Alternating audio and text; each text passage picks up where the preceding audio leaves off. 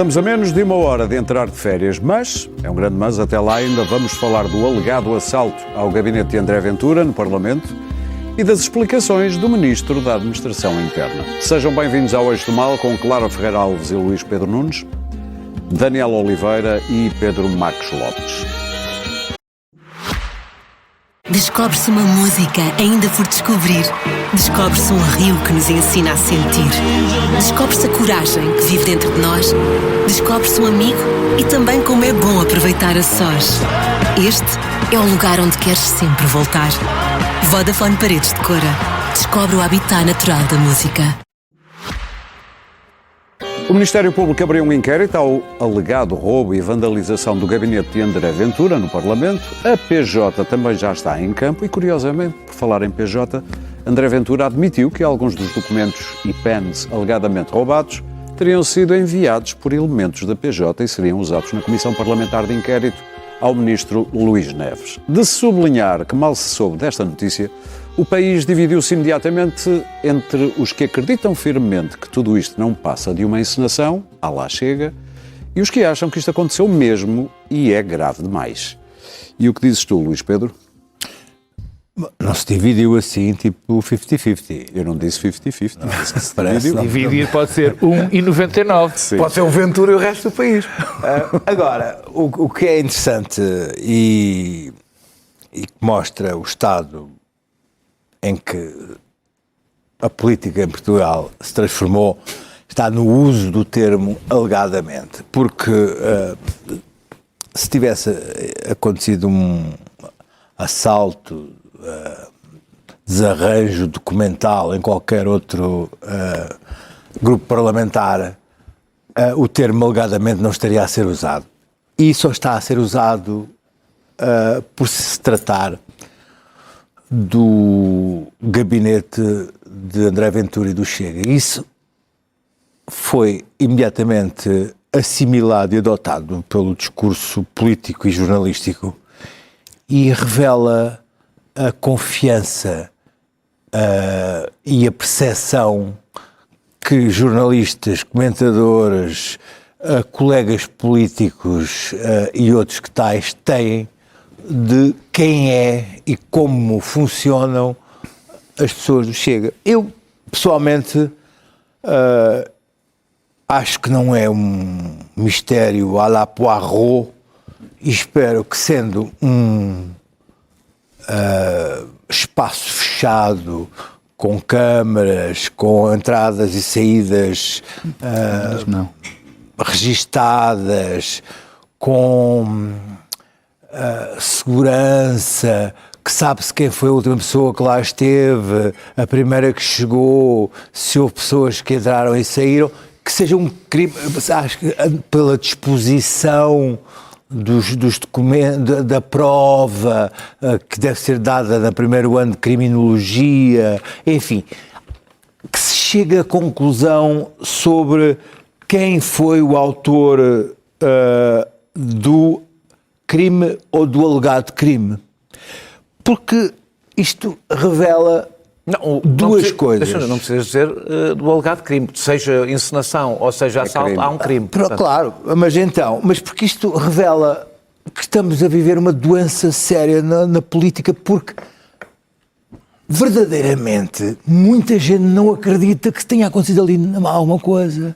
E se não aconteceu, e se as pessoas não acreditam que aconteceu ali alguma coisa, acreditam que André Ventura, alguém do partido de André Ventura, simulou aquilo. E 3 dias depois já ultrapassámos isso. Um partido simulou que foi assaltado para criar um caso tiktokiano, para se vitimizar e para depois, ou a seguir, fazer um discurso sobre uns documentos que terão desaparecido. Isto na sequência da semana anterior, num dia em que o Parlamento estava fechado, ter feito um vídeo, não havia para trabalhos parlamentares, às 7 da tarde, ter feito um vídeo sobre eu sou o único que está a trabalhar, abrir a porta para um corredor do grupo parlamentar e dizer, olha como não está aqui ninguém. Portanto, temos essa possibilidade, que é a possibilidade disto ser uma simulação, ou a possibilidade de ser um assalto. E sendo um assalto, de terem ido de alguém saber que havia no gabinete de André Ventura uns documentos que são tão importantes, que estão num gabinete não fechado, que não terão cópias, serão manuscritos, cópias únicas, portanto serão, e foram lá buscar àquele sítio e disposto assim aquilo daquela forma.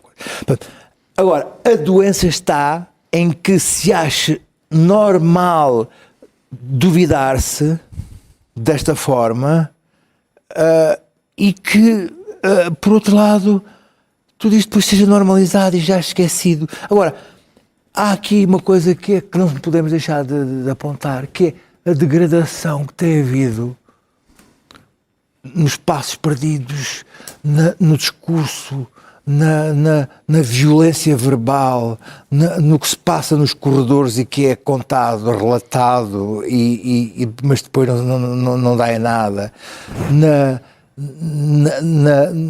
dentro do discurso parlamentar e em toda a degradação do discurso parlamentar, naquilo que é relatado nos episódios de TikTok e naquilo que é resumido a política no TikTok, parece que é apenas uma grande tourada e que faz com que se chegue a um ponto em que isto é colocado em causa e em dúvida que isto possa ter sido um alegado assalto. Agora, eu tenho mesmo esperança que a Polícia Judiciária chegue ao resultado do que é que aconteceu, porque parece-me que é de interesse de todos que se saiba o que é que aconteceu, porque acho que é simples, e que se saiba e que se perceba como é que estas coisas acontecem e porque é que estas coisas acontecem e com que fins. Porque eu estou verdadeiramente interessado em saber. Muito bem. Pedro? Bom, isto é de uma gravidade tal que faz com que todos os acontecimentos que têm, enfim, ocupado todas as televisões sejam quase detalhes. E há duas coisas, e eu vou explicar porquê. Ora bem, o que está aqui em causa é que há um gabinete do líder do segundo partido com mais representação parlamentar que foi, enfim, segundo parece, assaltado e vandalizado. E esse líder do segundo maior partido nacional afirma que o que aconteceu foi assaltado para que roubassem provas e documentos que diziam respeito à comissão de inquérito que ele ia realizar e que incriminariam, de uma maneira que ele não explica, Luís Montenegro, o Ministério da Administração Interna e a própria Polícia Judiciária. Quer dizer, só... Documentos que ele admite que foi alguns, que foi a própria Polícia Judiciária que lhe deu. Só dizer isto, acho que chega para que as pessoas possam pensar na gravidade. Eu fiquei espantado não, porque já lá vou, porque tem a ver com algo que o Luís Pedro disse. Eu fiquei espantado de não ter havido uma comoção, que não aparecesse imediatamente o Ministro da Administração Interna. Bem, não pode aparecer porque estava a fazer outras coisas, não é? Uma CPI. Que não aparecesse o Ministro da Administração Interna, que não aparecesse o Primeiro-Ministro a falar formalmente ao país e o seu Presidente da República a vir dizer o que se está aqui a passar é muito grave. Quer dizer, parece que as pessoas não perceberam o que André Ventura disse. O que André Ventura disse é que isto está desfeito. Porque já chegamos ao limite de que dentro do Parlamento, onde estão os representantes dos portugueses, há assaltos para que os portugueses não saibam as malandrices que estão a ser feitas. É isto. Não é, mana? Então, perguntar-me-ás, porque é que as pessoas, aparentemente, e as televisões, e os jornais, não deram tanta relevância ao caso? Não deram relevância ao caso porque suspeitam que isto seja tudo uma aldrabice. Suspeitam. Eu não acho que seja. Eu quero acreditar que isto aconteceu. E que nós estamos com um problema institucional gravíssimo, com um problema de regime gravíssimo. Mas, pelos vistos, há muita gente e é mais do que dividir, diria eu, que ou acha que isto pode ser verdade ou não dá muita importância ao caso. E não dar importância ao caso quer dizer que nós atingimos um nível de degradação da vida política, um nível de exigência perante tudo o que se passa na democracia, zero. Zero. Não interessa. O gajo foi assaltado. Rouba. Ele diz, o líder do segundo maior partido, que lhe roubaram coisas importantíssimas, que ia dizer mal deste e daquilo. Isso não interessa nada. Isso não interessa nada. Quer dizer, e o problema? Sabes qual é o problema maior? E com isto termino. É o seguinte. É que quer se descubra, porque eu espero que se descubra, espero que daqui a 3 anos, tipo a Operação Influencer, ainda se esteja a investigar, não é? Quer se descubra que isto foi um verdadeiro assalto, que eu continuo a dizer foi, e estamos com um problema de regime grave, ou não foi assalto. E nessa altura, quando se descobrir, sabes o que é que eu acho que vai acontecer? Ninguém vai ligar patavina. Porque nós já estamos a assumir uma degradação, já estamos a assumir que isto é tudo uma brincadeira, que nada é importante na política e que nós já temos que lidar com esta gente que já ninguém liga. Aquela velha frase, olha, Celestina, vamos embora, que isto é uma grandíssima aldrabice. Clara. Bom, eu tenho uma opinião formada há muito tempo sobre André Ventura. Nessa opinião não cabe a ideia de que ele é estúpido. E quem o achar é mais estúpido que encenado ele. ou por ele, ou com a cumplicidade dele por alguém do partido, podia ser feito por alguém dentro do partido que quisesse mostrar serviço, mas simulação de um crime é crime. Punível com prisão. Punível com prisão. André Ventura poderia fazer um belo filme a vitimizar-se, mas corria o risco de ser eliminado, a sua carreira política acabava no dia seguinte. Claro. Não, acabava. Há coisas... Pedro, desculpa. Tudo acabava para ti e para mim, mas não, as pessoas acreditam nele, quem vota nele acredita. Está bem, mas o Seja direito o que for. penal, quer dizer, se claro. uma pessoa é condenada só se fizerem romarias à prisão. Portanto, não acredito. Já houve. Tenho que não acreditar, se ainda me resta alguma réstia porque a democracia em Portugal está-se a tornar um ato de fé, ou um daqueles filmes policiais que sem budget, sem orçamento, em que o bandido e o polícia passam no ecrã e atrás está uma pessoa a dizer adeus para a câmara. Que é quase mais ou menos aquela cena, mas E, portanto, tenho que acreditar que isto foi de facto um assalto não violento ao gabinete e, apesar de tudo, esta é uma daquelas coisas em que eu tenho confiança e continuo a ter confiança na Polícia Judiciária. Portanto, espero que isto se saiba e não fique uma atuarda, porque neste momento nós vivemos de atuardas em Portugal. E as pessoas dão muito pouca importância aos factos. E ao enquadramento, às vezes legal, já falo disso, dos factos. E, portanto, tenho que acreditar que isto aconteceu, nos termos em que André Ventura diz que aconteceu, porque eu duvido pessoalmente que alguém incorra num ato desta gravidade, mas evidentemente a credibilidade do Chega e de certas pessoas do Chega é mínima neste momento e, portanto, não se podem queixar de haver este grau de desconfiança. Isto vai ter que ser mesmo investigado e não pode ser mais um daqueles casos em que daqui, como disse o Pedro, daqui a 3 anos ainda estamos à espera de perceber o que é que se passou. Um assalto ao Parlamento, quer que seja, assaltar um gabinete parlamentar é de uma gravidade enorme. Muito bem. Enorme. Daniel. Eu não tenho que acreditar em nada e há uma coisa que acredito, que André Ventura tem um sentimento de impunidade em que tudo é possível. Completamente. E impunidade que tem sido real, por cima. E promovida. Os documentos, quem andava à procura de documentos, deixou quadros no meio do chão, não sei onde é que estariam os documentos, cadeiras no meio do chão. Os livros ficaram na prateleira, porque os documentos estariam seguramente em cima da cadeira e não atrás e não no meio dos livros. E deixou uma Nossa Senhora, um quadro de uma Nossa Senhora não partido, com um terço em cima, não sei se viram essa imagem. E pessoas que foram tão amadoras a procurar, foram inacreditavelmente profissionais a fazer um furacão sem fazer barulho, porque as rondas não os ouviram, e a sair e entrar. Eu tenho ouvido comparações com roubos que já houve no Parlamento. Houve roubos no Parlamento durante o dia, quando havia centenas ou milhares de pessoas dentro do Parlamento. E havia um deputado desse partido que era receptador e tinha Não lá as foram mercadorias. roubos, foram furtos. Furtos, exatamente, furtos. Aqui estamos a falar de alguém que entrou e saiu à meia da noite dentro do Parlamento, talvez alguém com o profissionalismo dos que assaltaram o Louvre, para o conseguir fazer. E, entretanto, um deputado teve a enorme sorte de chegar a meio das férias parlamentares às 7 da manhã, exatamente a tempo de filmar, porque é essa a questão, não é se foi ele que assaltou ou não. A questão é que ele chegou exatamente no momento para filmar a cena e divulgar, coisa aliás que não poderia fazer. Também Foi estranho. dito para não fazer. Foi-lhe dito expressamente pela polícia para não fazer, mas a polícia, como tu sabes, as ordens da polícia para o Chega são só para a malta que vive nos bairros, não são para eles próprios.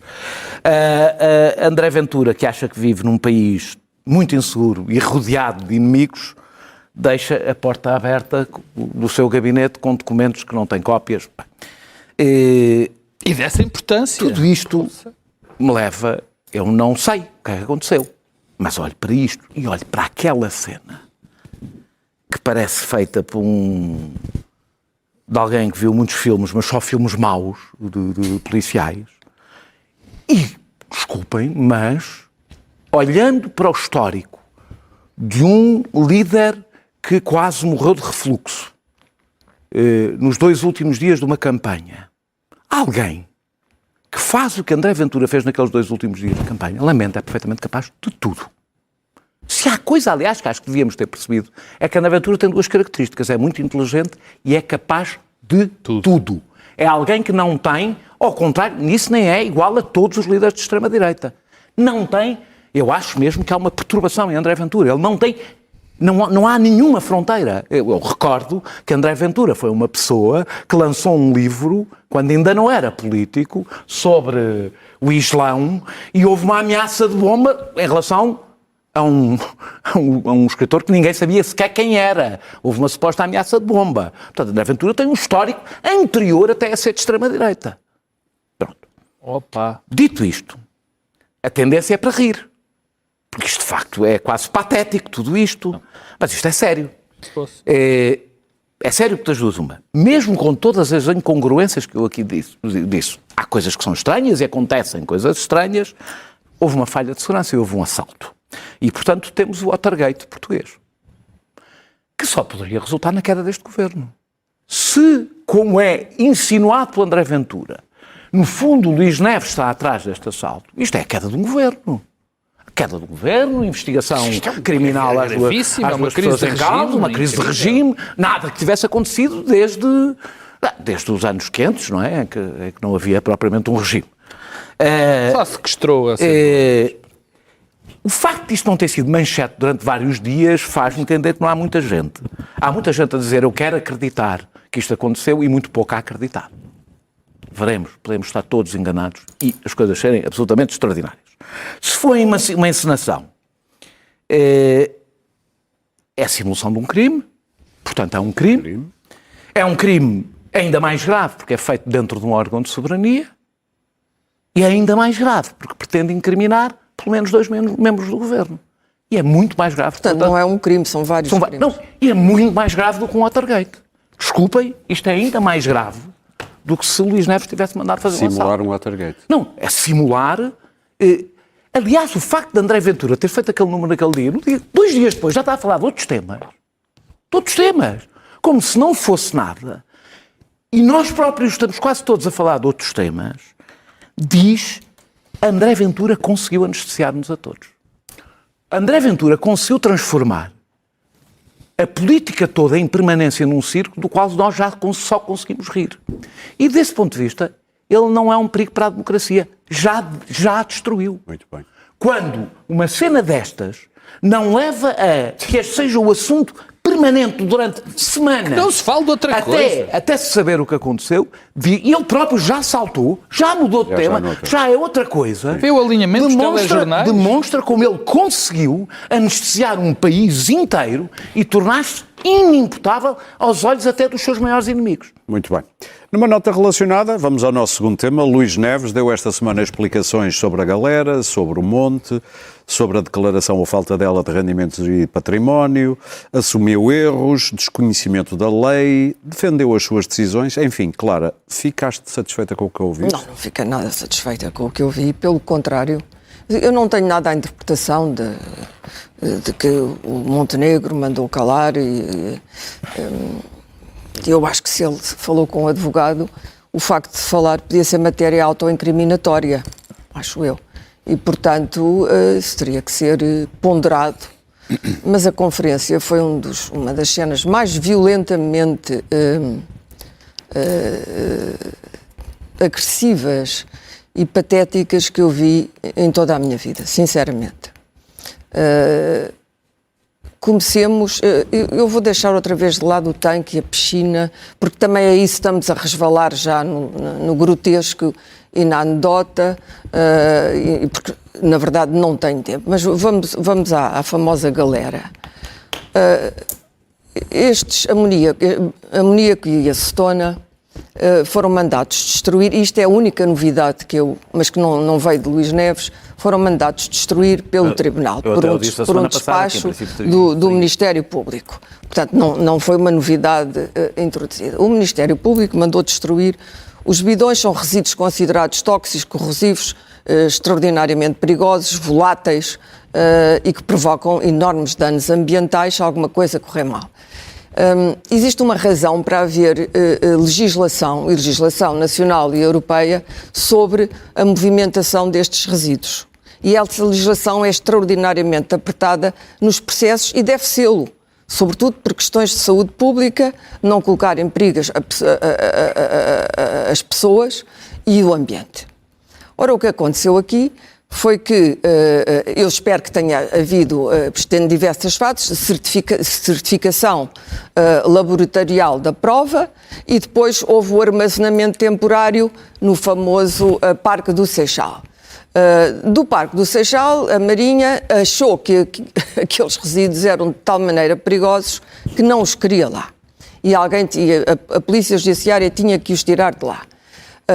Bom, e então aqui aparece o famoso orçamento de 150 mil euros nas palavras de Luís Neves, ou de 144 mil nas notícias, que ninguém sabe qual a origem deste orçamento.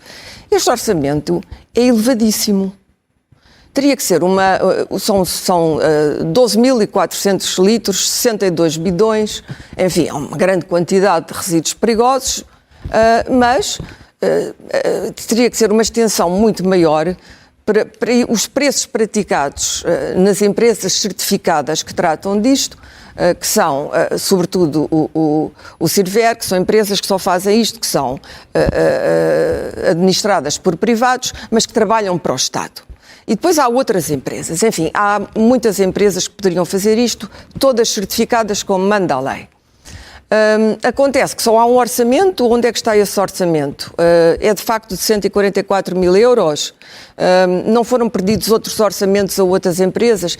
Era bom que estes documentos também aparecessem, que ainda não apareceram. Mas vamos dar de bom que havia um orçamento elevado. Normalmente o que se faria era tentar negociar um orçamento mais baixo, atendendo a que é o Estado, e estas empresas têm contratos com a Judiciária e com o Estado e fazem isto com apreensões.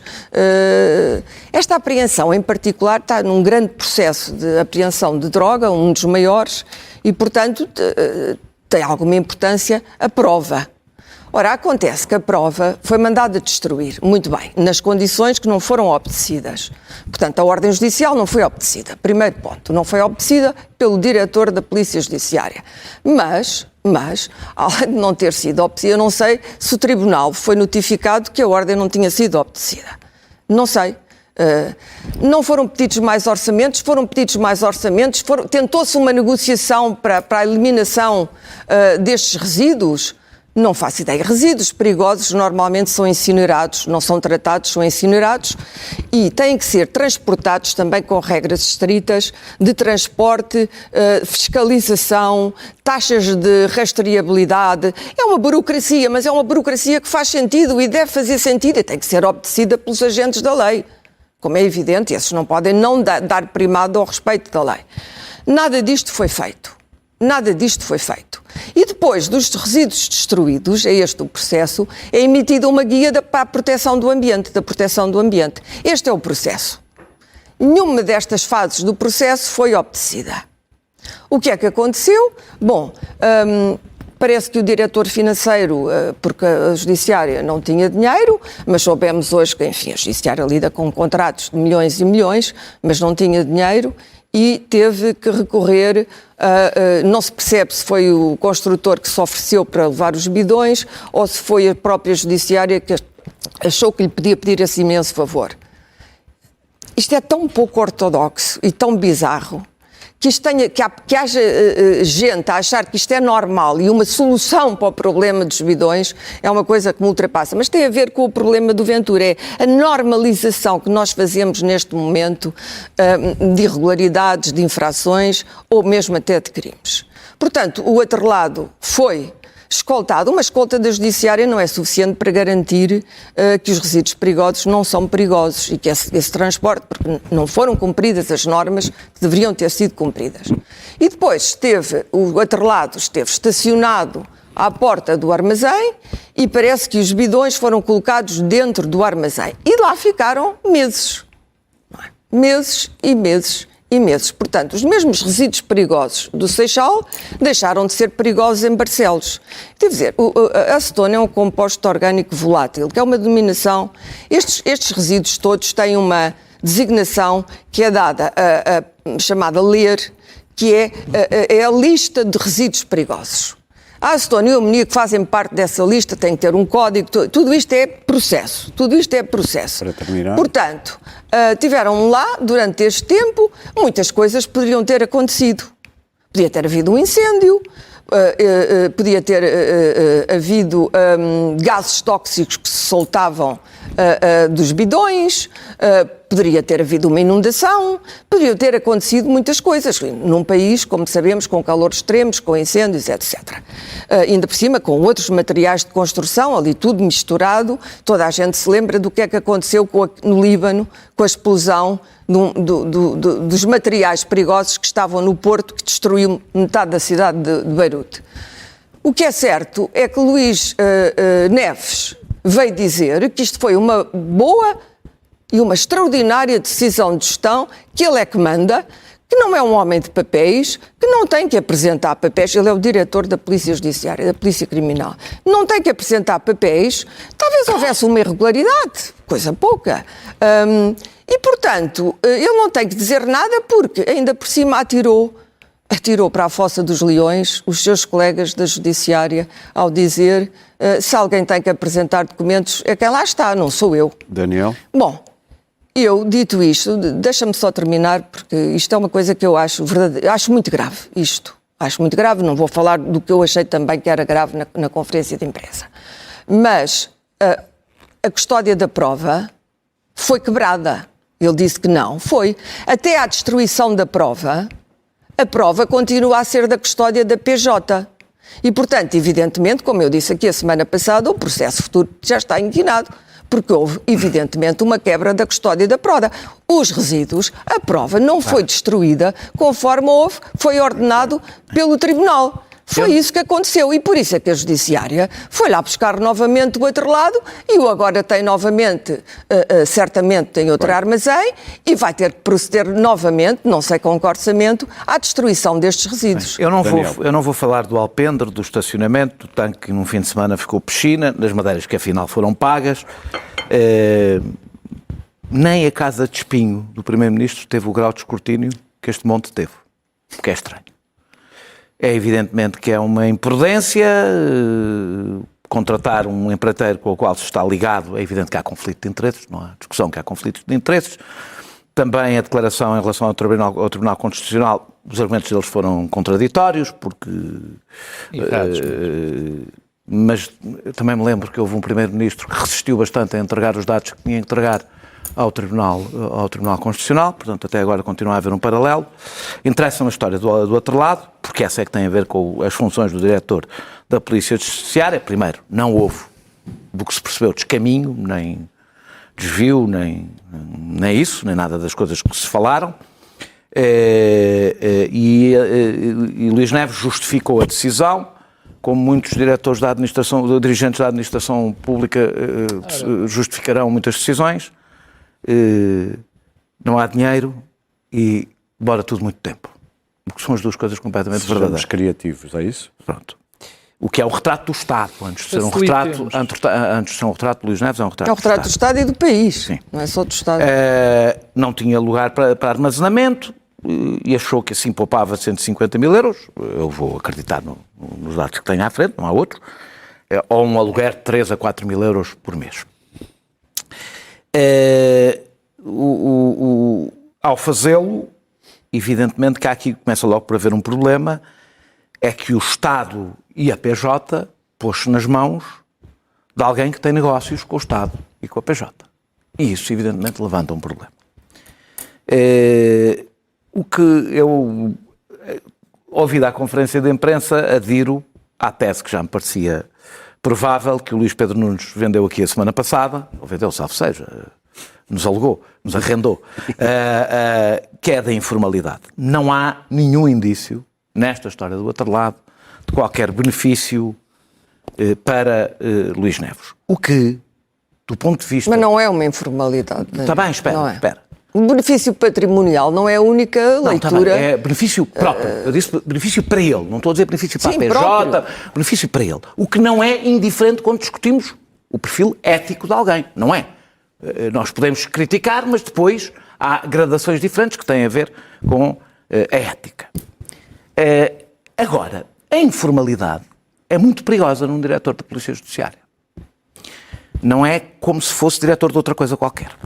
Porque um diretor da Polícia Judiciária trata dos direitos, liberdades e garantias dos cidadãos e trata com pessoas que têm problemas com a lei. Trata de formalidades. E, portanto, eu o que vejo no perfil, e já antevia de alguma forma, até nas razões para a sua eficácia enquanto diretor da Polícia Judiciária, é uma certa tendência para a informalidade que nos deve sempre preocupar. Porquê? Porque a informalidade, quando associada ao poder, costuma parir um bebé que não é muito bonito, que se chama... olha, ainda bem que me esqueci, porque a arbitrariedade. Arbitrariedade. Não estava quando foi batizado, exatamente. Que se chama arbitrariedade. Sim. Luís Neves diz que esteve sempre do lado do bem. Eu não duvido. Não duvido que as suas intenções, não duvido do que eu vi na conferência de imprensa, das informações que fui recolhendo, não duvido que a sua motivação fosse o que ele achava melhor para a Polícia Judiciária. E desarrasca aí, vamos resolver isto, não há dinheiro, não vamos gastar 150 mil euros nisto, não duvido. O problema é que o resultado deste lado do bem, estar do lado do bem é muitas vezes o salvo-conduto para as piores coisas. Dito isto, sobre a comunicação, não, eu acho que foi o Luís Montenegro, mas tenho quase a certeza que foi o Luís Montenegro. Até porque isto segue exatamente o mesmo padrão que o Luís Montenegro teve que foi o Luís Montenegro que mandou, não... Demorar a falar. Foi prolongar, matar o assunto pelo cansaço do ritmo dos ciclos mediáticos. Mas sabes que não matou. Foi o que ele usou na Spinum Viva, foi o que ele ainda não acabou. Sabes que não matou, porque não acabou. A Spinum Viva também parecia que não tinha matado e depois matou, porque a coisa demorou tanto tempo que matou. Bom, se matou, vou-te dizer, a República está doente. Já estava quando Luís Montenegro foi... Sabes quando é que aconteceu? Verdade, quando Luís Montenegro foi reeleito com base na Spinum Viva, a República, do ponto de vista ético, morreu. E tudo o que está a acontecer agora tem um pai, que é Luís Montenegro, tem uma mãe que é o PSD, que achou que Luís que não tinha importância nenhuma à ética porque ele ia ser reeleito. Um primeiro-ministro que tem o perfil ético de Luís Montenegro nunca poderá admitir um ministro por razões éticas. Nunca o poderá fazer. E o resultado deste silêncio, que eu estou absolutamente convicto pelo padrão, que foi uma imposição de Luís Montenegro, aliás, foi o Luís Montenegro que anunciou, não foi o ministro, foi o Luís Montenegro que anunciou que o ministro ia falar, que já o tinha autorizado a falar, ou o grupo de comunicação lá achou que era o momento, teve como resultado a alta probabilidade de ter dado espaço para o Chega constituir uma comissão parlamentar de inquérito que poderá ser a destruição da PJ por uma razão. É impossível, sobretudo, seguindo os critérios que esta nós vimos o que é que foi a CPI das gêmeas. Não tropeçar, bater, cruzar com investigações em curso, pondo em risco a segurança interna e a segurança nacional, e por isso, porque temos um primeiro-ministro que foi reeleito com base no deixa-andar ético, como temos um ministro da administração interna que ficou brutalmente fragilizado. Já agora só dizer uma coisa, desculpa, porque me esqueci de dizer. Nós estivemos a acompanhar muito os contratos de 5 mil euros desta casa. Este processo, este prolongar dele não falar, teve uma grande vantagem para o Luís Montenegro. É que ele ofuscou o caso que assim causou dano financeiro e para o país, direto, foi o caso do Ministro da Educação. Eu gostava de 1/10 da atenção que tivemos para o Monte de Odmira, de uma coisa de 5 mil euros, ou 10 mil euros, ou 20 mil euros, o que seja, para os contratos assinados com a Deloitte de 2 milhões e 600 mil euros, feitos em estado de necessidade por causa dos erros do Ministro das Finanças. Também é bom, apesar de tudo, do Ministro da Educação. Também é bom não invertermos totalmente a prioridade das coisas, porque há alguém que de fininho conseguiu sair, acabou de ser adiados o começo do ano letivo, o dano é grande, o custo pelos professores vai ser grande, o custo com a Deloitte vai ser grande, e isso parece, apesar de tudo, merecer-nos menos atenção do que a piscina do Ministro da Administração Interna. Luís Pedro.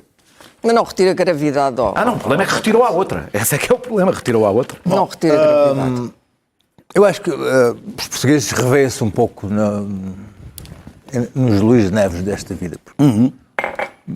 Têm uma grande imagem de si próprios, mas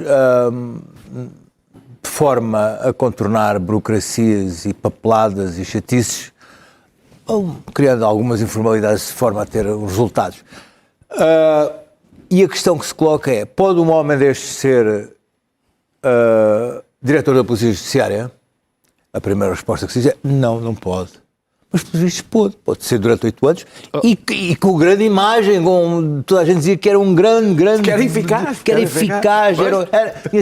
Tinha sido o homem que tinha reestruturado, modernizado, dado uma nova dinâmica à Polícia Judiciária. Só deixou de o ser quando passou a ministro. Quando passou a ministro, sujeitou-se a um outro tipo de escrutínio e a novo tipo de inimizades que levaram a questionar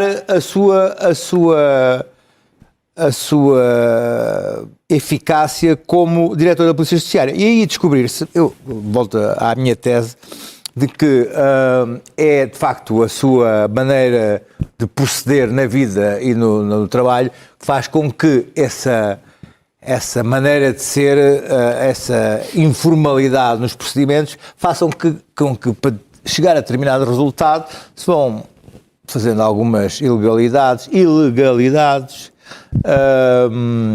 informalidades, obscuridades e outras coisas que tais. Porque há coisas que são verdadeiras, são ilegalidades. Outras, quer dizer, pagar a dinheiro não é normal. Não é verdade que todas as faturas que estejam no e-fatura tenham sido pagas. Quantas pessoas passam faturas e não recebem? Quem pode ser penalizado é o construtor, não é ele. Está bem, mas não é verdade que se paga. O construtor, que estranhamente ainda não foi ouvido, mas já foi entrevistado. Não é verdade que todas as faturas que estejam no e-fatura tenham... Era bom que fosse. As pessoas pagam o IVA e não recebem. Não recebem. Quantos recibos verdes já passei que não recebi nada. A questão eu hoje vi o construtor dizer assim, numa entrevista... Perguntaram-lhe assim, então a polícia chegou aqui e não lhe deu nenhum documento de comprovativo dos bidões, e ele dizia assim, polícia é documento. Polícia é documento. A polícia não é um documento. Preciso mais de documentos. Bom, e então, toda esta maneira de ser, agora vista sob esta perspectiva, quer dizer, eu acho que se vão descobrir mais coisas, porque isto, sendo uma maneira de ser... e é por isso que eu concordo, nunca esperei com a CPI. Nesta maneira de ser, vai fazer com que se encontrem outras coisas. Agora, Se tivesse de demitir este ministro, tinha que demitir uma série deles todos. por o primeiro. Acho que iam ser maneiras de dizer. Agora, vamos ver que estão aí os incêndios, infelizmente, a surgir. E está a ser desagradável. Eu vi hoje, porque o ministro vai aos incêndios e perguntam-lhe ainda sobre estas coisas. Mas o ministro vai ter que se concentrar nos incêndios. E vamos ver se em setembro agora foi chamado de urgência ao Parlamento, não é? Para vão tentar abafar, a ver se tentam desarmadilhar a CPI. Agora, não será o mesmo Luís Neves de antes, mas ministros feridos de asa, está o governo cheio. Pedro. Se sobreviverá ou não, não acho que é isto, por muito grave que isto seja. Se não sobreviver, o governo não sobrevive. Eu vou começar pela parte política. Mais diretamente já vou ao Luís Neves propriamente dito. O Luís Neves não vai sair porque, no fundo, ninguém quer que ele saia. No Exato, fundo, aquilo é um ninguém conjunto, quer que ele saia. é um conjunto, claro. Mas já a primeira Nem coisa... o Chega. Não. Um dos que não quer mesmo que saia... é o Chega. Bom, Eu queria que Montenegro... ficasse claro. Bom, estranhamente, nós sabemos que é que ele não pode correr com o Neves, não é? Com o Luís Neves. É evidente. Quer dizer, Estás a ver o informalismo. Também estás a ser muito informal. Comparar o Luís Neves Sim. com o tipo de atuação que teve Luís Neves com o de Montenegro é uma brincadeira, se falarmos em termos de ética, quer dizer, nem a distância. Depois, porque ele pressente que Luís Neves pode criar um problema grande com a sua saída. Sabe muito? Passos Coelho, que cada vez está mais excitado com isto, já apareceu, e os papagaios que tem nas televisões também não querem por uma razão muito simples. Porque tanto os papagaios como o Passos Coelho percebem que enquanto lá estiver Luís Neves é um fartote.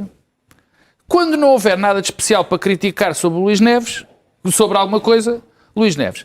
Mas Luís Carneiro anda ali, nem nem sopas, já se sabe, não é? E o Chega também acha lindo, porque o Chega quer levar isto a uma coisa que eu considero de um perigo, de uma gravidade que se acontecer, que é a CPI.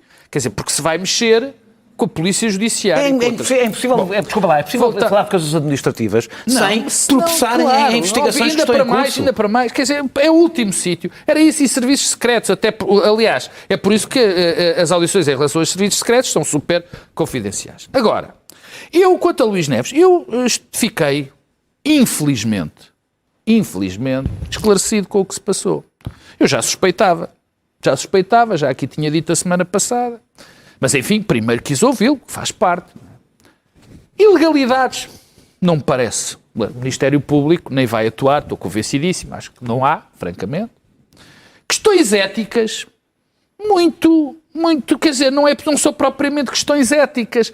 Um tipo pôr o tanque ou não pôr o tanque, achar que vai poupar ou vai poupar. É o diretor. Não, calma, vai poupar ou não vai poupar.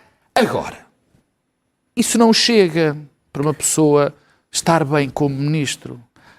As informalidades são preceitos fundamentais no funcionamento do Estado. Só que há aqui um problema. Eu vivo neste mundo, eu sei mais ou menos como é que funciona o Estado, sei como é que funcionam as empresas. A verdade é esta. A maior parte das vezes, eu disse a maior, se com a carga burocrática, com o amontoado de coisas que é preciso fazer, por exemplo, as pessoas nem têm noção da lei da contratação pública, por exemplo.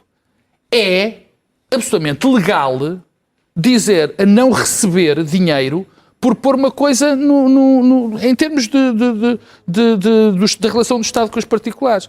Mas depois diz-me, achas bem alguém pôr no armazém de um tipo que já é fornecedor da Polícia Judiciária e do diretor? Uma prova que foi mandada destruir. Claro que sim, mas passamos por isso. Mas passamos por isso, quer dizer, não é na mão.